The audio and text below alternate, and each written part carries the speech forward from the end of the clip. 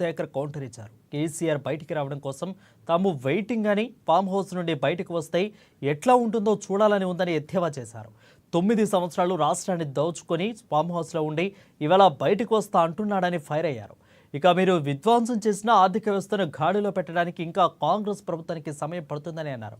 ఏడాది పాటు కనిపించని కేసీఆర్ ఇక ఏ ముఖం పెట్టుకొని బయటకు వస్తారో చూస్తామంటూ కూడా వ్యాఖ్యలు చేశారు. బీజేపీ ఆటలు మీరు ఎట్లా కీలుబొమ్మగా మారారో అంతా తెలుసు అంటూ కూడా హాట్ కామెంట్ చేశారు.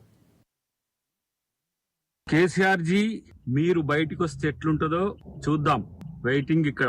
ఎందుకంటే ప్రజలు బయటికి వస్తే ఎట్లుంటుందో చూపించిన తర్వాత ఫామ్ హౌస్ కు పరిమితమైన మీరు బయటికి వస్తే ఎట్లుంటుందో చూడాలని మాకు కూడా ఉన్నది. 9 సంవత్సరాల పైచిలకు రాష్ట్రాన్ని దోచుకొని ఈ రోజు బయటకు వచ్చి కాగ్ గురించి లేదంటే బడ్జెట్ గురించి ఆదాయం గురించి చెప్తున్నారు.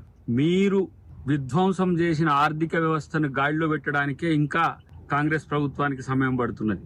ఇలాంటి పరిస్థితుల్లో కూడా సంక్షేమ పథకాలను అందించడంలో కాంగ్రెస్ ప్రభుత్వం గాని రేవంత్ రెడ్డి గారు గాని ఎంత ముందున్నారో ఇవాళ తెలంగాణ ప్రజలకు తెలుసు. మొత్తం ఊడ్చుకు వెళ్లిన మీరు 7 లక్షల కోట్ల రూపాయల అప్పులు చేస్తే సగటున 42,000 కోట్ల రూపాయలు ఇవాళ మేము వడ్డీ చెల్లించాల్సి వస్తుంది. మీరు చేసిన అప్పులకు ఇంకా ఏ మొహం పెట్టుకొని మీరు బయటకు వస్తారో, ప్రజలు మిమ్మల్ని ఎట్టా చూస్తారో, ఏ విధంగా మిమ్మల్ని ప్రశ్నిస్తారో తెలుస్తుంది. 1 సంవత్సరం పాటు కనీసం మీ ముఖం కూడా తెలంగాణ ప్రజలకు చూపించడానికి కూడా మీకు మొహం రాలేదు.